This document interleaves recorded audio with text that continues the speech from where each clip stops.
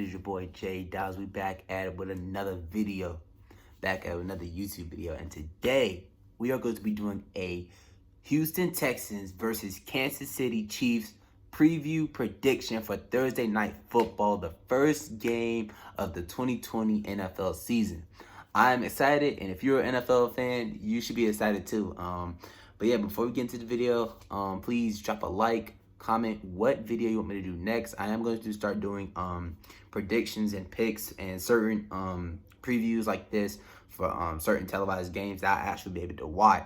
You know, I do have a Steelers and New York Giants one coming out, so stay tuned for that. If you're a Giants or Steelers fan, or you just want to just stop past to watch the video. But yeah, let's get right into this. So Deshaun Watson versus Patrick Mahomes Part 2. But this one comes with some circumstance. This matchup, this head-to-head battle comes with some different type of teams. Definitely for the Houston Texans. They did lose DeAndre Hopkins. They traded him away, but they brought in Brandon Cooks from the Los Angeles Rams. Basically, you could say as a replacement, but DeAndre Hopkins is one of the best receivers in the league. I don't really think you can really replace a good receiver like that, you know. So, but yeah, Deshaun Watson, who just got his new contract, is going up against the money man, Patrick Mahomes. But yeah, first, let's get to the Chiefs. So, majority of the players on their offense is returning in 2020. You know, Sammy Watkins is back, Tyreek Hill's still there, Travis Kelce, Mecole Hardman, and Travis Kelce. They're all still there. But they added in a new toy/weapon for Andy Reid in his offense. Clyde Edwards-Helaire, I think I want to say it. You know, the running back from LSU who they drafted near the end of the first round is a part of this Kansas City offense, and this is just the stronger getting stronger here. Go back and look at some of the tape from CEH, man, at LSU. I can't really get his name right. I'm gonna just say Helaire. But yeah, look at the tape. He was a beast, and he was a good reason on he was a very vital part to that offense at LSU with Joe Burrow. So the stronger gets more strong, the richer get richer with that new addition to the offense. This offense was already top 10 in passing. So with Patrick Mahomes, you already know that they're kind of unstoppable. You can't really stop Patrick Mahomes. You know, he's a irresistible force when you think about it. Their O-line was one of the best O-lines in the league when it comes to sacks. They were tied third least in sacks. They only led up 25 sacks last season. And for some of those games, Patrick Mahomes wasn't the play caller. So, you know, they protect their QBs. The rushing game wasn't the best. With Damian Williams, it really wasn't the best. They went out inside DeAndre Washington, former Raider, and they brought in Helaire. So that might be a fixed part of the offense. Basically, that was the weakest spot of their offense that you could say. And it wasn't that bad. It was kind of middle of the pack, you know what I'm saying? But it wasn't horrible, you know. But bringing in Helaire and DeAndre Washington with Damian Williams still there, that's going to be a problem for opposing defenses.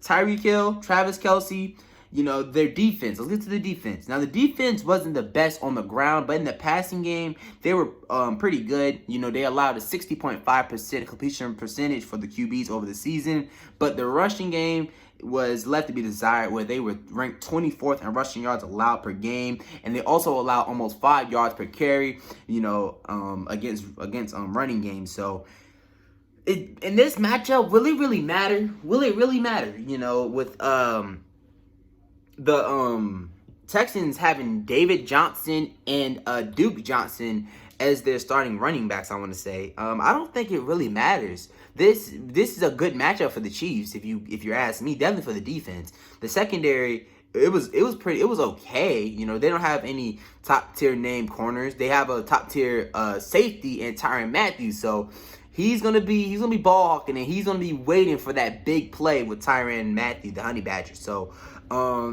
yeah, the Chiefs on offense though, it's nothing new. It's the same old thing. Just they added more. They just basically got stronger with Helaire as their one of their additions for the offense. Let's get to Deshaun Watson's Houston Texans. Now, the offense It was pretty good. When you got wide receivers like Will Fuller, Kenny Stills, and DeAndre Hopkins running out there, you never had to worry about who you're throwing the ball to.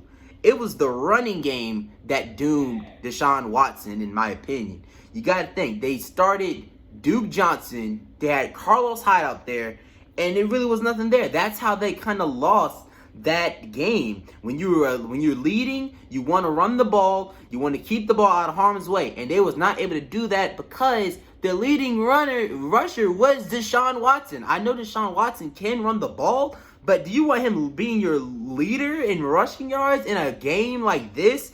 And that's another vital reason on how the Kansas City Chiefs fought back into that game and ended up beating them by 20, scoring 51 points. With Will Fuller, though, he's someone who can stretch the field, a deep threat. Deshaun Watson will be able to deliver the ball to him. I don't think that any corner on the Chiefs can really guard their wide receivers, to be honest, when you're being straight 100. You can't really see any corner on the Chiefs that be like, oh, he's going to lock him up. He's going to lock up Brandon Cooks. No, if you're just being 1,000, there's no corner on the Chiefs that can really lock up anybody on their offense. When you got Brandon Cooks, who has the jets, who has the burner, he does a little thing behind his back.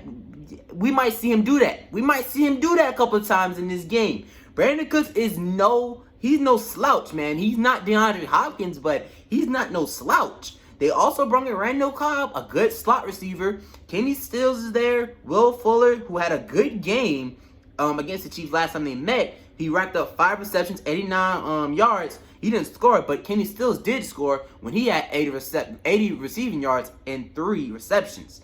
Now, this is probably going to be a hit or miss for this game. Can the Houston Texans apply pressure on Patrick Mahomes? First off, it's going to be hard to do that because they have a very good offensive line. Like I told you, 25 sacks allowed last season. That was tied third, third least for the season. But J.J. Watt, can J.J. Watt still have those, at this part of his career, can he still have those dominating games? I remember a couple seasons ago, 2018, where the Giants was facing the Texans, and he put in work against Chad Wheeler. He had about 3 sacks that game. He was very disruptive. So, can the Texans create pressure? That's the main thing. Their sack leader was Whitney Merciless last season with 7.5. 7.5. The Giants had Marcus Gordon, and we don't have the best pass rushing game, but at least he had 10 sacks. They had 7.5. Now, J.J. Watt did not play majority of those games. I think he missed the season with a torn rotator cuff, and he didn't come back until the playoffs. And I think the first game was against the Buffalo Bills. They got busy in that game, to be honest. They got busy. So, can J.J. Watt, Charles Omenihu, I want to say his name right. I think it's Charles Omenihu. I'm not really sure. Jonathan Grenard, one of their draftees out of Florida, can they apply pressure onto this Kansas City offense? If they can, you might see a different game. You might see the Texans pull this one off, in my opinion, if they can create pressure. That's the main thing. Can they create the pressure on Patrick Mahomes? If you let Patrick Mahomes sit there in the backfield and just do his thing, give him time, he's going to slice your defense up, and you have no chance in winning. So this is my prediction. I think the Kansas City Chiefs take this one, man. Now, this is not going to be no blowout. I don't think they're going to blow them out by 20 like they did last game. I don't think they're going to do that. I think this is a close one. I think this one, it's a high-scoring game. Not too high, but it's a pretty high-scoring game. Kansas City rack up 35 points to Houston's 27. I think at the end of the day, I would rather have Kansas City's defense than Houston's. It's just my opinion. You got Frank Clark, who last time they met, he had 3 sacks. Chris Jones is an all-pro defensive tackle, and I don't really think I don't think Houston's defense is gonna be able to hold up against this offense with Kansas City. So that's my prediction. It's gonna be a good game. I can't wait to watch it. It's been your boy Jay Dimes, and until then, I'm out. Peace.